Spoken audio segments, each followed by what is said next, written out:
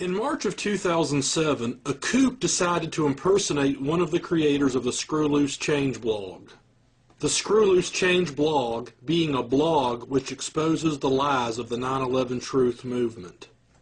This imposter made up a story that one of the two creators, Pat or James, was wanting to come clean. Alex Jones, the stupid douche, picked up on this nonsense and took it as fact. The real deal.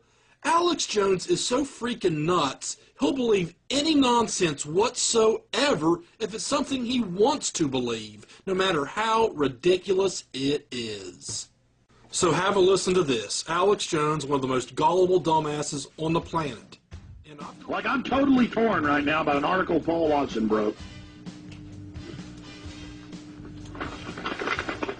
And I've been wanting to attack these people. I've been wanting to expose them. I know exactly what they are. There's no debating it. It's as obvious as a bump on a log. It's just there's a nose on your face.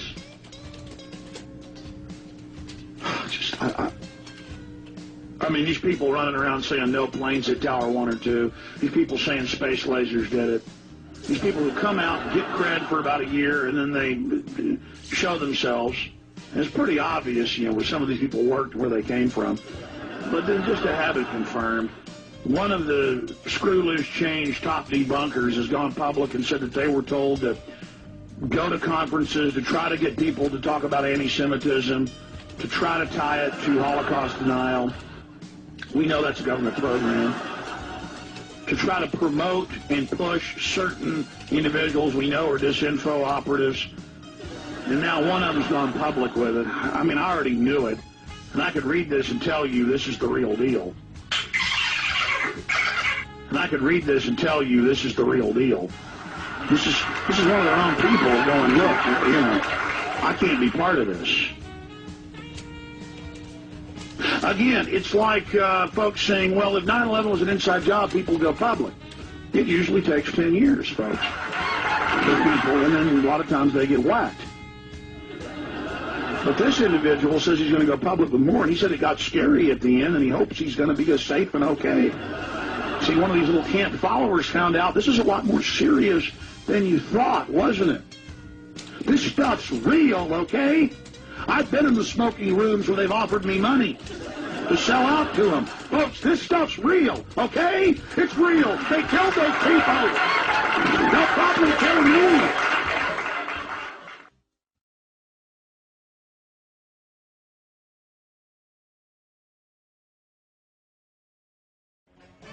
The chip for identification so they can track down an animal anywhere he's at. You'll insert it under the dog's skin, and it's kind of like an identification thing.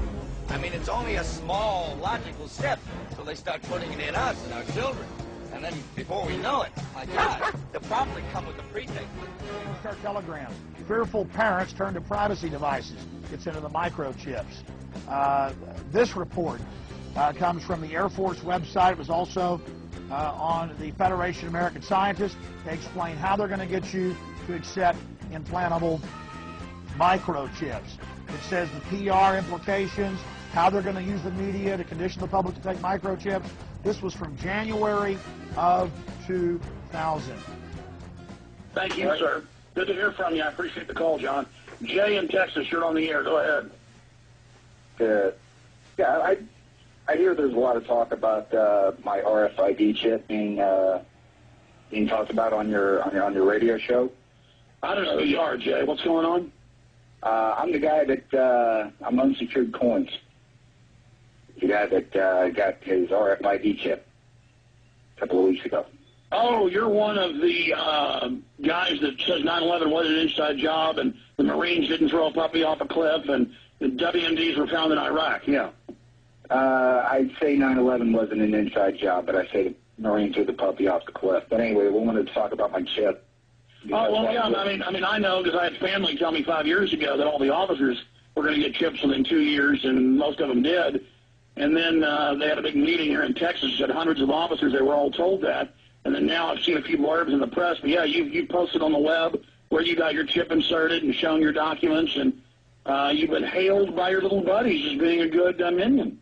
Well, I'd really like to know why I got so much attention from you and from Burmis whenever he was on your... Because we've all been called kooks. We've all been called liars because we read government documents 10, 12 years ago about how they plan to microchip the entire population, and then now it's all over the news, and they're pushing it constantly, and they're, you know, if you want a chip to get in the bar, got to have it. If you want to work with the Mexican Attorney General, got to have it. I've had police chiefs on who said they want to make the entire public take it, and they've taken it. Bergen County, New Jersey. And so you're pointing out that, as usual, we're telling the truth because people can't handle it. I mean, hold on, let me stop you. It was a few weeks ago I read some of your stuff, and I saw your photo the other day where you have the chip put in the scar. But, I mean, it was all denied, and people would deny that they were planning to chip the troops. We were kooks, we were nuts, and I believe you said, well, I guess these guys are right about one thing. Yeah, I did say that you guys were apparently right about one thing, but what I want to know is, why did you get worked up over something that I made up? Well, that's what I told Burmis, is that I said that better watch out, these guys are so dishonest that they could then come in with a psyop and claim that it was baloney. And I appreciate your call. I made up everything. Well, good. Alex Jones would tell you he predicted the 9/11 attacks. I wonder why he didn't see this coming. We now take you inside Alex Jones's head the very second he realizes that he has just been had. The whistles go woo! The backpedaling quickly commenced. Well, that's what I told Burmis, is that I said that better watch out, these guys are so dishonest that they could then come in with a psyop and claim that it was baloney. And I appreciate your call. I made up everything. Well, good. Okay. Well, then you're a liar, and I appreciate your call. Probably like you're lying now. You post a fake photo where you had a chip implanted. You show documents, Army documents, where you were ordered to go to the facility and get your chip. The media admits they're putting chips in troops. And then you call in trying to discredit us and say because you're a liar. Some of you might be asking, what did it take to pull this off? The answer is, not much. On May 14th, I did in fact go in for a medical evaluation for my hearing. Upon getting my medical records, I found that they had marked RFID on it, and I inquired what this meant. The medic said that when I was in processing into the battalion, they had marked them wrong, and therefore stamped them to be returned for identification. I took a quick picture with my phone and sent it to my good buddy Sabrina with a note that I've been chipped. She laughed and said I should put it on the JREF form. And so I did, with a half-assed story about what supposedly happened that day. And it took off. When someone asked for verification, all it took was me saying I would post pictures after it was implanted, and that's all he needed to be satisfied. The pictures I posted were not of my arm, rather one of my friends who had a procedure done to remove some lipoma spots from his arm and leg. These pictures were posted at the Loose Change Forum as well by astute researcher JFK. So why did I do this? Initially, just for fun and to see how far it went. But after it started getting mentioned on a syndicated AM radio show by the queen of all media, I let it run for a while before I blew their heads open. I proved that Jones, and especially Burmis, will tout and wade anything that they feel vindicates them in any way. Not once did they ever try to verify this through me or check anything out for themselves. They just hailed it as the greatest thing ever to grace their cause. Am I proud of what I did? Absolutely. See, like your father, the devil, you're a pack of liars. Okay, it doesn't matter what you made up or what you say you're making up.